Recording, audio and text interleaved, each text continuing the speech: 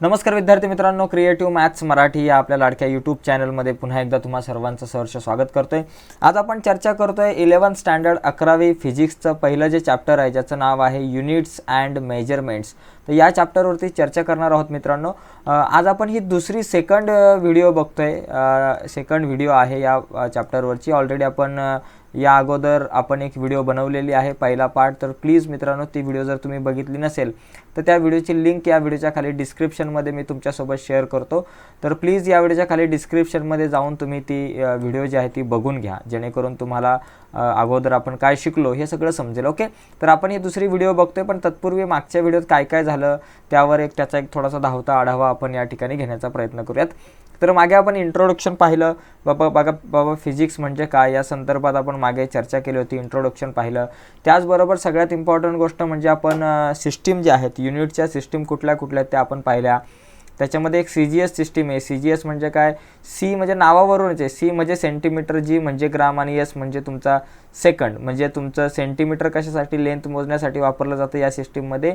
तुमचं वजन मोजण्यासाठी ग्राम वापरला जातो आणि वेळ मोजण्यासाठी सेकंड, यावर चर्चा केली होती। MKS म्हणजे बघा मीटर, के मीटर लेंथ मोजण्यासाठी, किलोग्राम तुमचं मास मोजण्यासाठी, आणि त्याचबरोबर तुमचा सेकंड जो आहे तो या ठिकाणी टाईम मोजण्यासाठी आपण करतो, उपयोग करतो। त्यांचं FPS फूट म्हणजे तुमचे लेंथ मोजण्यासाठी, पाऊंड वजन मोजण्यासाठी, आणि सेकंड जो आहे तो तुमचा टाईम मोजण्यासाठी केला जातो, म्हणून ती FPS। आणि SI सिस्टीम म्हणजे काय? एकदम स्टँडर्ड जी सिस्टीम आहे ती SI सिस्टीम आहे, जिचा वापर जास्तीत जास्त आता होतो। या मुद्द्यांवरती आपण मागे चर्चा केली होती आणि त्याच्यामध्ये 7 फंडामेंटल युनिट्स आहेत ते आपण पाहिले। मास, लेंथ आहे, मास आहे, टाईम आहे, temperature, electric current, luminous intensity, amount of substance, यावर डिटेल्समध्ये मित्रांनो चर्चा झाली। फंडामेंटल युनिट म्हणजे काय आपण नेमकं पाहिलं मागच्या एका व्हिडिओमध्ये, तर प्लीज ती मागची व्हिडिओ बघून घ्या, एकदम डिटेल्समध्ये चर्चा केलेली आहे। तर आज आपण सप्लिमेंटरी युनिटपासून चर्चा करू, हा मुद्दा आपला राहिला होता मागे। तर आजची चर्चा आपली सप्लिमेंटरी युनिटपासून पुढे होणार आहे। तर मित्रांनो, पुढे जाण्याच्या अगोदर परत एकदा मी रिक्वेस्ट करतोय की या व्हिडिओच्या खाली डिस्क्रिप्शनमध्ये मी जी लिंक दिली तुम्ही नंतर व्हिडिओ बघू शकताय। त्याचबरोबर मॅथमॅटिकवर पण आपण चर्चा केलेली आहे। मॅथमॅटिक पार्ट 1, पार्ट 2 या दोघांच्या व्हिडिओ बऱ्याचशा आपण बनवल्या, त्याची लिंकसुद्धा या व्हिडिओच्या खाली ती डिस्क्रिप्शनमध्ये तुम्हाला दिलेली आहे। तर तुम्ही सायन्सला असाल तर बऱ्याच व्हिडिओ या व्हिडिओच्या खाली आहे, त्यानंतर तुम्ही बघू शकताय। बघा मित्रांनो, सप्लिमेंटरी युनिट म्हणजे काय बाबा, जसे काही फंडामेंटल युनिट आहेत त्याचप्रमाणे काही सप्लिमेंटरी युनिट आहेत। बघा, beside the 7 fundamental or basic unit, आपण पाहिलं की 7 फंडामेंटल युनिट आहेत आपल्याकडं। ओके, आता हे 7 फंडामेंटल युनिट कुठले बघा, इथं वरती आहेत, हे दिसतात ना तुम्हाला, हे 7 फंडामेंटल युनिट आहेत, हे आपण काल पाहिलं। तर त्याच्यासोबत या ठिकाणी आपल्याला आहे ना 2 जे आहेत सप्लिमेंटरी युनिट आहेत। कुठले 2 सप्लिमेंटरी युनिट? एक आहे आपल्याकडे प्लेन अँगल म्हणजे अँगल मोजण्यासाठी डी थिटा, आणि दुसरा आहे सॉलिड अँगल म्हणजे डी ओमेगा। तर हे प्लेन अँगल आणि सॉलिड अँगल हा नेमका काय प्रकार आहे, तर तो आता आपण या ठिकाणी समजून घेऊयात। बघा, प्लेन अँगल म्हणजे काय? प्लेन अँगल म्हणजे काय बघा, this is the ratio of the length of an arc of a circle to the radius of the circle as show in figure 1.1। ही बघा, ही फिगर 1.1 आहे। आता तिला मी थोडंसं बाजूला ठेवतो, मीच एक आकृती या ठिकाणी काढतो। बघा, this is the ratio of the length of an arc of a circle to the radius of the circle is show in figure 1.1। Thus, d theta is equal to ds upon r is the angle subtended by the arc at the center of the circle. It is measured in radian. An angle theta in radian is donated as theta radian. आता नेमकं समजणार नाही तुम्हाला मित्रांनो, मी explain करतो। बघा, समजा माझ्याकडे एक सर्कल आहे अशा प्रकारे। ओके, आपण सर्कल जरा व्यवस्थित आहे, थोडासा व्यवस्थित काढण्याचा प्रयत्न करू, काय आपला सर्कल नीट आला पाहिजे। बघा, हा माझ्याकडे एक सर्कल आहे या ठिकाणी, समजून घ्या की बाबा हा सर्कल आहे। या सर्कलचा एक सेंटर असतो। आता याच्यामध्ये काय सांगितलं आहे की this is the ratio of the length of an arc. आता समजा इथून एक आपण या ठिकाणी लेंथ ऑफ अन बघा, this is the ratio of the length of an arc. Okay, length of an arc of a circle to the radius of the circle, म्हणजे अशा प्रकारे समजा सेंटर आहे आणि ही तुमची एक रेडियस आहे। ओके, ही दुसरी रेडियस, ही रेडियस आहे, ही पण रेडियस आहे, आणि ही जी समजा इथं ए त्याला दिलं नाव, याला ओ दिलं, आणि याला नाव दिलं बी दिलं, आणि हा आहे तुमचा एक्स, हा एक आर्क आहे।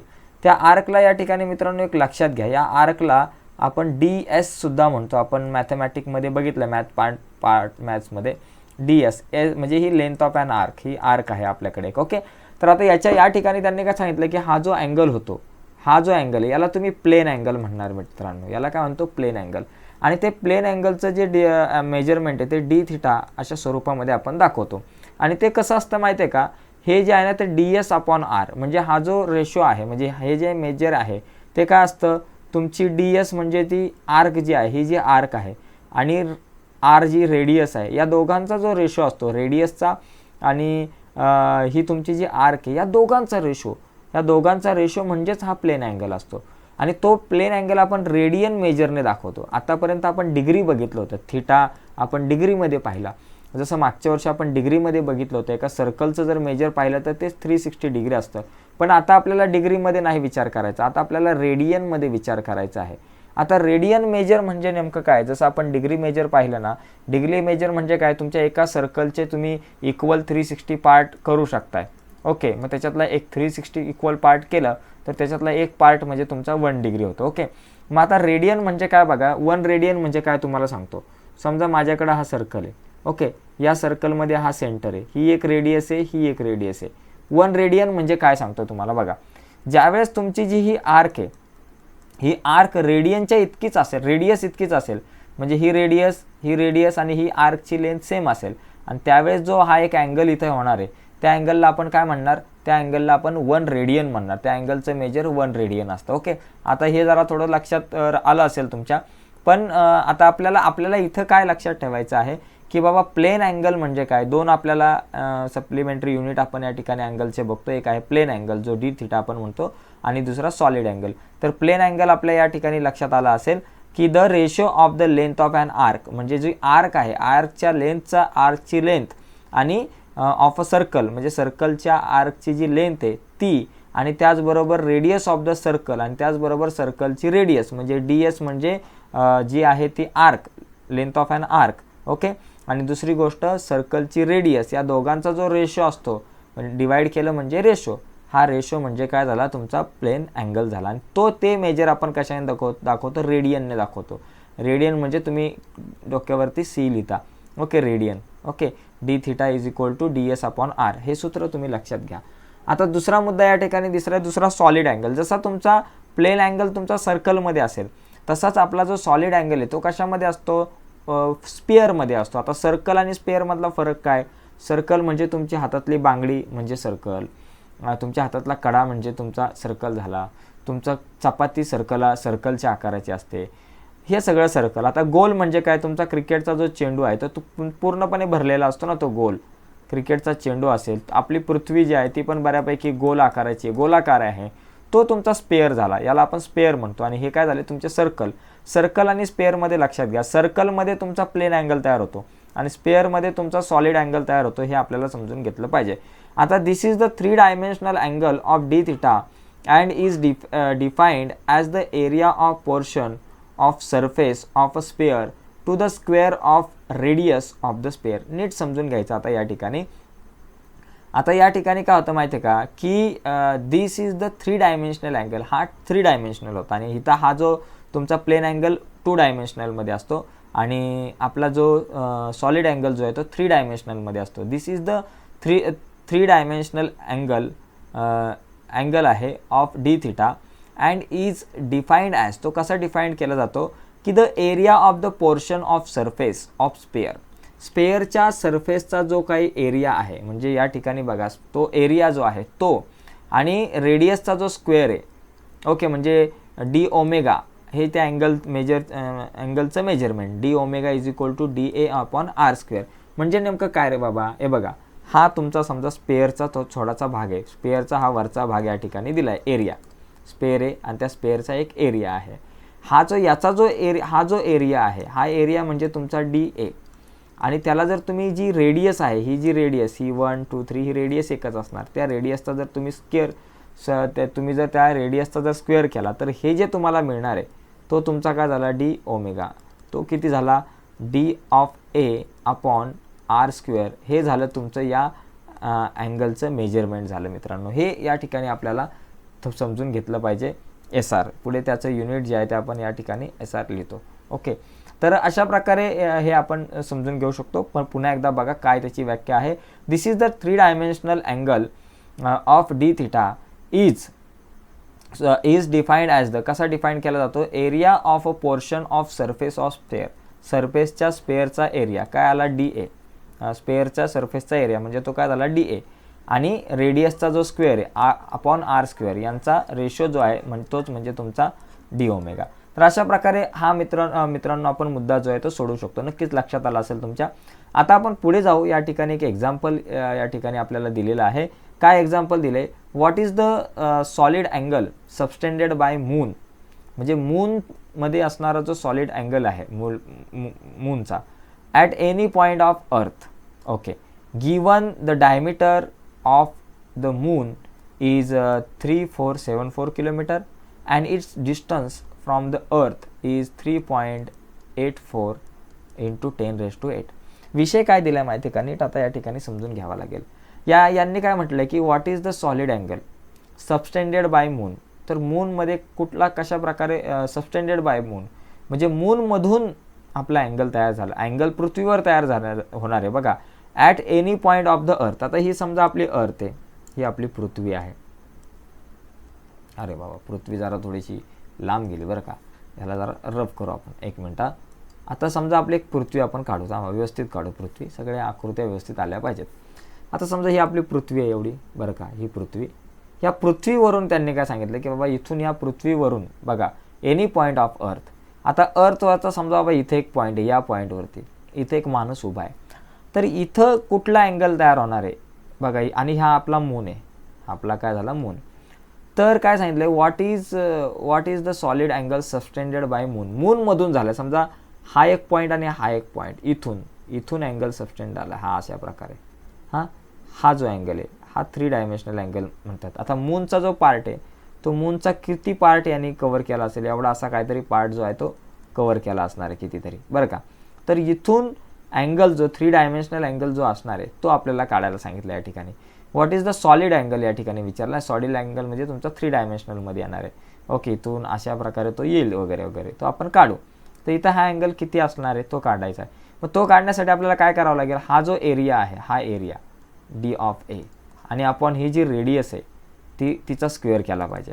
आता डी ऑफ ए म्हणजे हा जो एरिया आहे तो एरिया काय असणार तो आपण बघूयाच. ओके, तो एरिया काढण्याच्या अगोदर आपल्याला यांनी या ठिकाणी काय सांगितलं की आपल्याला या दोघांमधलं जे डिस्टन्स, रेडियस म्हणजे काय, या दोघांमधलं डिस्टन्स, सन आणि तुमची आपला जो मून आणि अर्थ या दोघांमधलं डिस्टन्स म्हणजे रेडियस, आणि हा डिवायडेड ती रेडियस तिचा स्क्वेअर आपल्याला करायचा आहे. आणि त्याला कोणी आणि त्या स्क्वेअरनी कोणाला डिवाइड करायचं, हा एरिया म्हणजे हा एरिया अपॉन R स्क्वेअर. इथं दिलं आहे बघा, वरती आपल्याला उत्तर दिलेलं आहे या ठिकाणी की बाबा area of the disc of moon. हा एरिया तुमच्या लक्षात आला कुठला एरिया आहे तो, म्हणजे मूनचा जेवढा भाग हे झालेला आहे तो, आणि डिवायडेड बाय मून मायनस अर्थ डिस्टन्स म्हणजे मून आणि अर्थ या दोघांमधला डिस्टन्स त्याचा स्क्वेअर.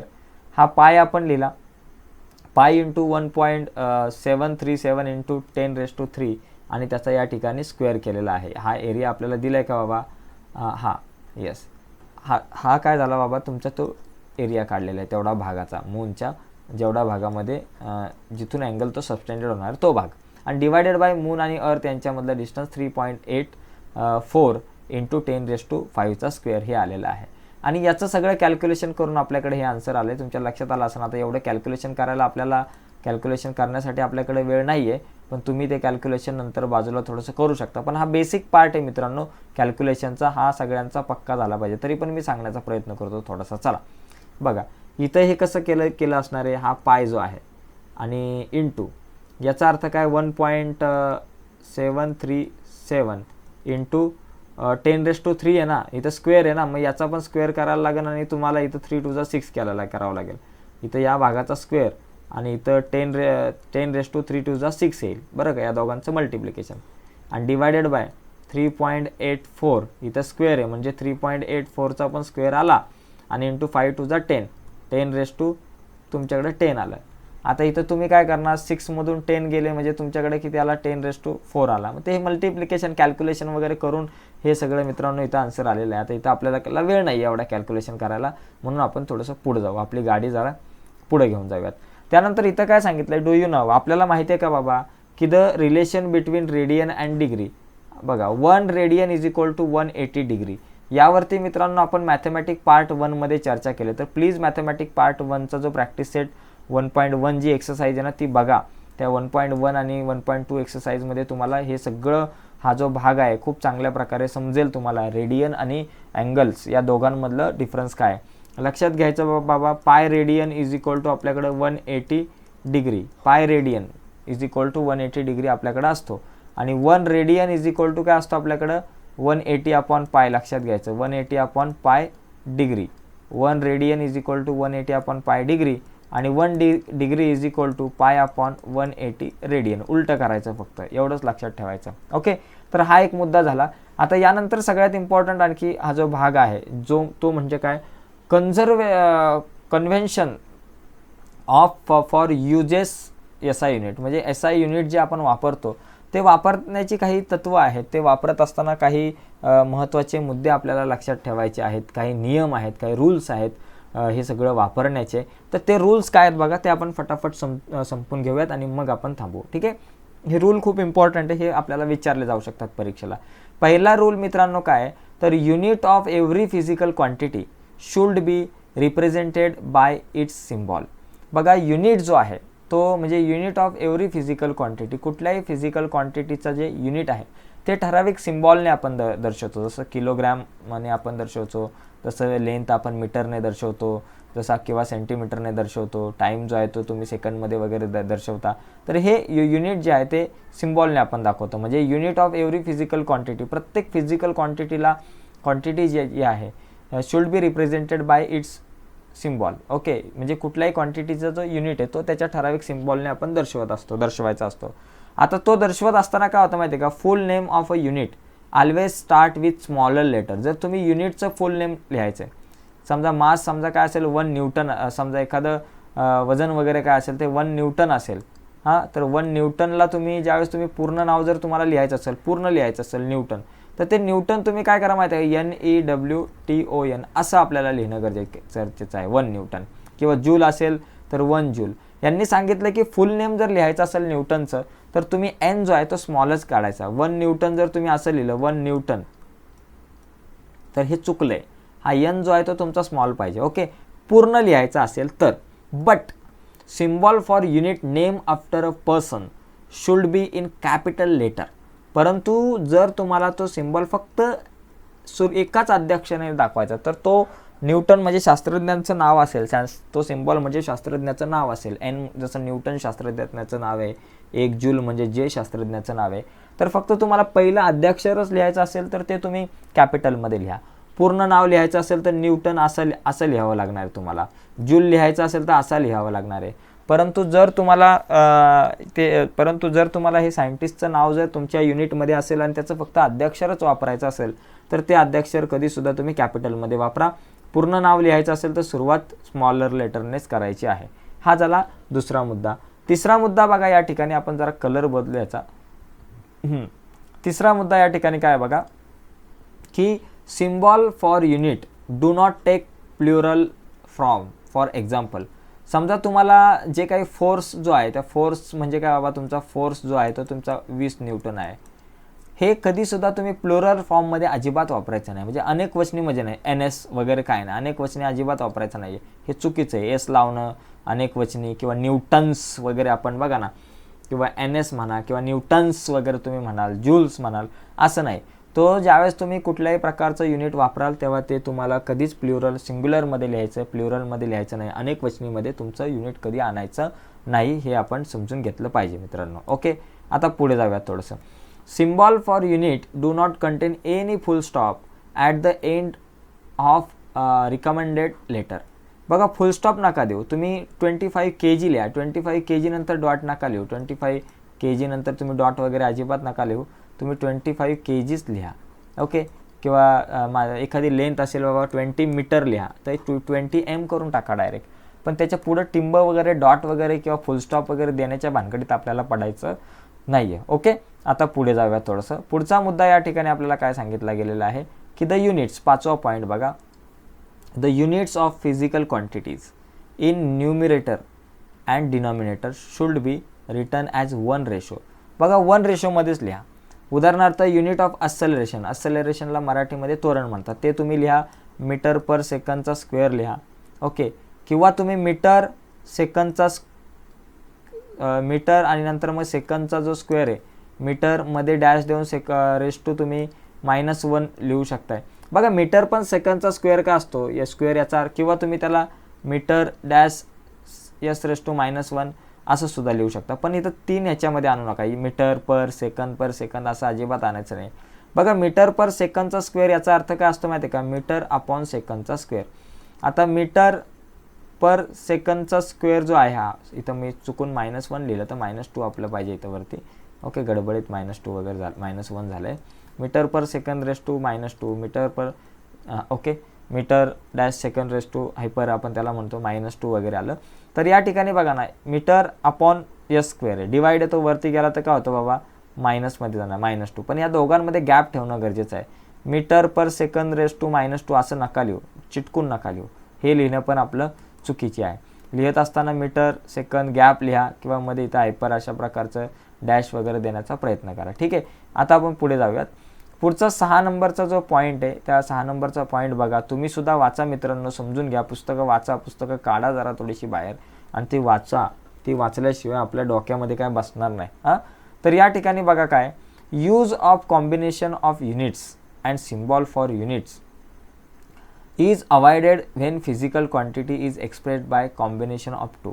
बघा, use of combination of units, ज्यावेळेस 2 युनिट्सच्या कॉम्बिनेशननी एक युनिट तयार होतं, अँड सिम्बॉल फॉर युनिट्स, जे सिम्बॉल वापरता युनिटला, avoided when physical quantity is okay, express bye combination of the 2. बघा या ठिकाणी जूल पर सेकंद आणि नंतर इथं केल्विन आहे, म्हणजे जी ऊर्जा आहे जूल पर सेकंद केल्विन आहे, हे करेक्ट आहे. आता हे जूल जे आहे ते असं पूर्ण नका लिहू, इथं बघा हे अशा प्रकारेच आपल्याला लिहिता आलं पाहिजे. हे लक्षात घ्या.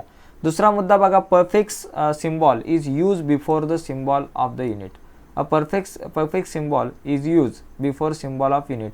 सिम्बॉलच्या युनिटच्या अगोदर आपण परफेक्ट सिम्बॉल जो आहे तो वापरतो. तो कसा वापरतात ते पुढे बघू आपण इथंच. Thus perfect symbols and unit symbols consecutive a new symbol for the unit which can be raise to positive or negative power 10.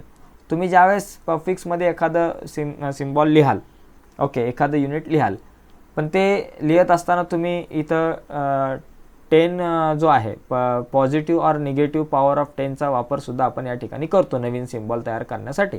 जसं या ठिकाणी बघा ना, 1 ms, ओके, याचा अर्थ काय, 1 मिलीसेकंड, त्याला तुम्ही 10⁻³ सेकंड लिहू शकता. 1 मायक्रोसेकंड, इथं हा जो आहे ना मायक्रो, याचा अर्थ 1 मायक्रोसेकंड, याला तुम्ही 1 मायक्रोसेकंडला तुम्ही 10⁻⁻6 म्हणजे 1 मायक्रोसेकंड.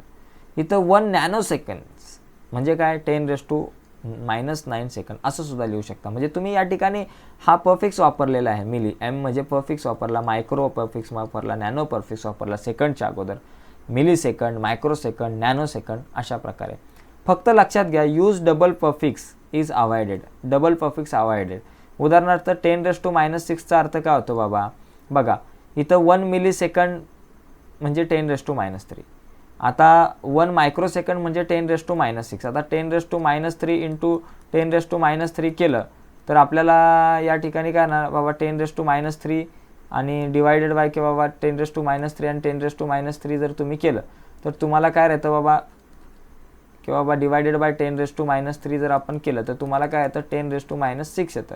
ओके, 10⁻⁻6 तुम्ही लिहू शकता. म्हणजे 2 मिलीसेकंड जर एकत्र केले तर तुम्हाला या ठिकाणी मायक्रोसेकंड मिळेल. ओके, तर मग इथं तुम्ही असं नाही ना लिहायचं 1 मिलीसेकंड असं डबल नाही करू शकत आपण. तुम्ही 10⁻⁻6 हे जे आहे ते तुम्ही 1 मायक्रोसेकंडमध्येच लिहू शकता. 1 मायक्रोसेकंड असंच लिहिणं गरजेचं आहे. असं 1 मिलीसेकंड 1 मिलीसेकंड असं नाही, मिलीजुली वगैरे काय करायचं नाही. किंवा 10⁻⁻9 असताना इथं 2 परफेक्ट्स आपण नाही वापरायचे, परफेक्ट्स वापरायचं तर एकच वापरायचं. ओके, आणि ते जर नाही पुरलं तर तुम्ही इथं 10⁻⁴ जो आहे तो निगेटिव्ह किंवा पॉझिटिव्हमध्ये टाकून ते युनिट जे आहे ते तुम्ही क्रिएट करू शकताय. तर अशा प्रकारे हा जो एक मुद्दा होता. आणि 8 नंबरचा या ठिकाणी शेवटचा मुद्दा बघा इथं काय, space or hyphen must be introduce while indicating multiplication of 2 units. बघा 2 युनिट्सच्या मल्टिप्लिकेशनमध्ये तुम्हाला या ठिकाणी स्पेस देणं गरजेचं आहे. बघा इथं मीटर पर सेकंड आहे असं आहे, तर या दोघांमध्ये तुम्ही याला मीटर पर सेकंडला मीटर पर सेकंडचा अर्थ काय होतो, s⁻⁻1 असतो, म्हणजे मीटर पर सेकंड (-1) असा लिहायचा, पण मध्ये गॅप द्यायची मित्रांनो, लक्षात घ्या. किंवा हायफेन तुम्हाला या ठिकाणी देणं गरजेचं आहे, डॅश द्या किंवा अशा प्रकारचा डॅश म्हणजे हायफेन तुम्ही द्या, मीटर हायफेन s⁻⁻1 वगैरे. Okay, because metre per second तो ला तुम्ही काय वापरू शकता, चा अर्थ काय होतो की मिली सेकंड सुद्धा होतो मित्रांनो चा अर्थ. त्याच्यामुळे डबल वेगवेगळ्या नेमकं युनिट जे आहे ते लक्षात ठेवताना थोडासा त्रास होऊ शकतो. तर अशा प्रकारे मित्रांनो आज आपण हे 8 मुद्दे सुद्धा बघितलेत. तर मला तर वाटतं की आज आपण इथेच थांबूयात.